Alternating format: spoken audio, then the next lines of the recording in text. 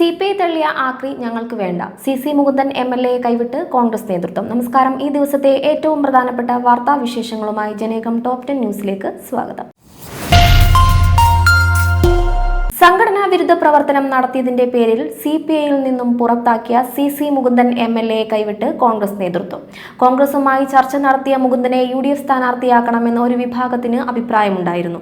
എന്നാൽ തീരെ വിജയസാധ്യതയില്ലാത്തതിനാൽ മുകുന്ദനെ പരിഗണിക്കേണ്ടതില്ലെന്ന് കോൺഗ്രസ് നേതാക്കൾ തീരുമാനിക്കുകയായിരുന്നു. മറ്റു പാർട്ടികളിൽ നിന്ന് പുറന്തള്ളുന്ന ആക്രിയെടുക്കാൻ ഞങ്ങൾ തയ്യാറല്ലെന്നും മുകുന്ദനെ സ്ഥാനാർത്ഥിയാക്കിയാൽ അംഗീകരിക്കില്ലെന്നും കോൺഗ്രസ് പ്രവർത്തകർ പറഞ്ഞു. കോൺഗ്രസ് വാതിൽ അടച്ചതോടെ മുകുന്ദൻ BJP സ്ഥാനാർത്ഥിയായി മത്സരിക്കുമെന്നാണ് സൂചനകൾ. സംസ്ഥാനത്ത് രൂക്ഷമാകുന്ന പാചകവാതക പ്രതിസന്ധി ചർച്ച ചെയ്യാൻ മുഖ്യമന്ത്രി പിണറായി വിജയന്റെ അധ്യക്ഷതയിൽ പ്രത്യേക യോഗം ചേർന്നു. ധനമന്ത്രി KN ബാലഗോപാൽ, ഭക്ഷ്യമന്ത്രി GR അനിൽ, തദ്ദേശ വകുപ്പ് മന്ത്രി MB രാജേഷ്, ചീഫ് സെക്രട്ടറി, ബന്ധപ്പെട്ട വകുപ്പ് സെക്രട്ടറിമാർ, പൊതുമേഖലാ എണ്ണ കമ്പനി പ്രതിനിധികൾ എന്നിവർ പങ്കെടുക്കുന്നുണ്ട്. സംസ്ഥാനത്ത് പലയിടത്തും പാചകവാതക ക്ഷാമം മൂലം ഹോട്ടലുകൾ ഉൾപ്പെടെ അടച്ചിടേണ്ടി വരുന്ന സാഹചര്യത്തിൽ പൂഴ്ത്തിവയ്പ് തടയാനും ഗ്യാസ് വിതരണം സുഗമമാക്കാനും സ്വീകരിക്കേണ്ട നടപടികൾ യോഗം ചർച്ച ചെയ്യും.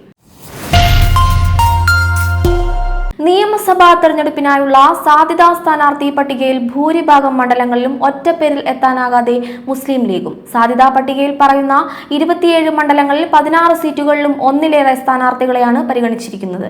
ഒരേ സ്ഥാനാർത്ഥികളെ തന്നെ ഒന്നിലേറെ മണ്ഡലങ്ങളിലേക്ക് പരിഗണിച്ചിരിക്കുന്നതായും പട്ടികയിൽ കാണാം. പശ്ചിമേഷ്യൻ സംഘർഷത്തെ തുടർന്ന് രാജ്യത്തെ എണ്ണ പ്രകൃതിവാതക പ്രതിസന്ധി നിലനിൽക്കുന്നതിനിടെ ആദ്യ കപ്പൽ ഇന്ത്യയിലെത്തി. സൗദി അറേബ്യയിൽ നിന്നും ക്രൂഡ് ഓയിലുമായി പുറപ്പെട്ട കപ്പലാണ് മുംബൈ തീരത്ത് എത്തിയത്.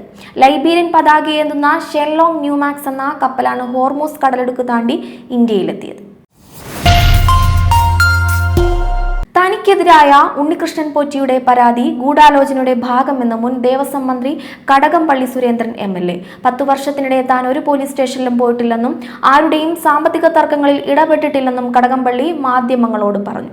ഏതോ ഒരു പ്രതിഭയും ഞാനും ഗൂഢാലോചന നടത്തിയാണ് SITയിൽ പോറ്റിക്കെതിരെ പരാതി കൊടുത്തതെന്നാണ് വാർത്ത കേട്ടപ്പോൾ എനിക്ക് മനസ്സിലായത്. ആരാണ് ഈ പ്രതിഭയെന്നും എത്ര ആലോചിച്ചിട്ടും എനിക്ക് മനസ്സിലാകുന്നില്ലെന്നും അദ്ദേഹം പറഞ്ഞു. വെള്ളാപ്പള്ളി നടേശനെ SNDP യോഗം ജനറൽ സെക്രട്ടറി സ്ഥാനത്തു നിന്നും അയോഗ്യനാക്കി. ഹൈക്കോടതിയാണ് വെള്ളാപ്പള്ളിയെ അയോഗ്യനാക്കി ഉത്തരവിട്ടത്. കമ്പനി ആക്ട് പ്രകാരമാണ് നടപടി. വെള്ളാപ്പള്ളി നടേശൻ, തുഷാർ വെള്ളാപ്പള്ളി തുടങ്ങിയവരുടെ ഡീൻ അക്കൗണ്ടിന് വാലിഡിറ്റി ഇല്ലെന്ന് കണ്ടെത്തിയാണ് വെള്ളാപ്പള്ളിയെ ഹൈക്കോടതി അയോഗ്യനാക്കിയത്. ജസ്റ്റിസ് TR രവിയുടെയും സിംഗിൾ ബെഞ്ചിന്റേതാണ് ഉത്തരവ്. വേനൽക്കാലം എത്തിയതോടെ ചൂട് വർദ്ധിക്കുന്നതിനൊപ്പം AC വിൽപ്പനയും തകൃതിയായി. ACയുടെ ഡിമാൻഡ് കൂടുന്നതിനൊപ്പം വിലയും വർദ്ധിക്കുകയാണ്. 5 മുതൽ 50% വരെയാണ് കമ്പനികൾ വില കൂട്ടിയത്. അസംസ്കൃത വസ്തുക്കളുടെ വില വർദ്ധിച്ചതാണ് വിലക്കയറ്റത്തിന്റെ പ്രധാന കാരണം.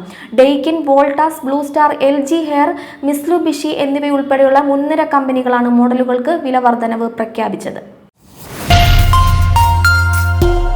നാഷണൽ കോൺഫറൻസ് അധ്യക്ഷനും ജമ്മു കാശ്മീർ മുൻ മുഖ്യമന്ത്രിയുമായ ഫറൂഖ് അബ്ദുള്ളയ്ക്ക് നേരെ വധശ്രമം.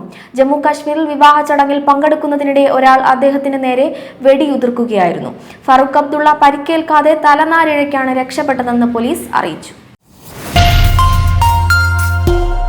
സംസ്ഥാനത്ത് ഉയർന്ന താപനില മുന്നറിയിപ്പ്. അൾട്രാ വയലറ്റ് വികിരണത്തിന്റെ തോത് ക്രമാതീതമായി ഉയർന്നതിനെ തുടർന്ന് വിവിധ ജില്ലകളിൽ അതീവ ജാഗ്രതാ നിർദ്ദേശം പുറപ്പെടുവിച്ചു. സംസ്ഥാന ദുരന്ത നിവാരണ അതോറിറ്റിയുടെ ഏറ്റവും പുതിയ കണക്കനുസരിച്ച് 8 ജില്ലകളിലാണ് യെല്ലോ അലർട്ട് പ്രഖ്യാപിച്ചത്. ഇന്നും നാളെയും കണ്ണൂർ, കാസർഗോഡ് ജില്ലകളിൽ ഉയർന്ന താപനില 37 ഡിഗ്രി സെൽഷ്യസ് വരെയും, തിരുവനന്തപുരം, കൊല്ലം, ആലപ്പുഴ, കോട്ടയം, എറണാകുളം, പാലക്കാട് ജില്ലകളിൽ ഉയർന്ന താപനില 36 ഡിഗ്രി സെൽഷ്യസ് വരെയും ഉയരാൻ സാധ്യതയെന്ന് കേന്ദ്ര കാലാവസ്ഥാ വകുപ്പ് അറിയിച്ചു. ഇറാനെതിരായ ആക്രമണങ്ങൾക്ക് US ഇറാഖിന്റെ വ്യോമാതിർത്തി അടക്കം ഉപയോഗിക്കുന്നതിനെ എതിർത്ത് ഇറാഖ് ഭരണകൂടം ഇറാനെ ആക്രമിക്കുന്നതിനായി ഇറാഖിന്റെ പ്രദേശങ്ങൾ താവളങ്ങളായി ഉപയോഗിക്കാൻ ഒരു ശക്തിയും അനുവദിക്കില്ലെന്ന് പ്രധാനമന്ത്രി മുഹമ്മദ് ഷിയ അൽ സുഡാനി പറഞ്ഞു. കഴിഞ്ഞ ദിവസം ഇറാൻ പ്രസിഡന്റ് മസൂദ് പെസസ്കിയുമായി സംസാരിക്കവെയാണ് അൽ സുഡാനി നിലപാട് വെളിപ്പെടുത്തിയത്. ജനേകം ടോപ്പ് 10 ന്യൂസിലൂടെ വീണ്ടും കാണാം. കൂടുതൽ വാർത്തകൾക്കും വിശേഷങ്ങൾക്കുമായി ജനേകം വെബ്സൈറ്റ്, YouTube ചാനലുകൾ സന്ദർശിക്കുക.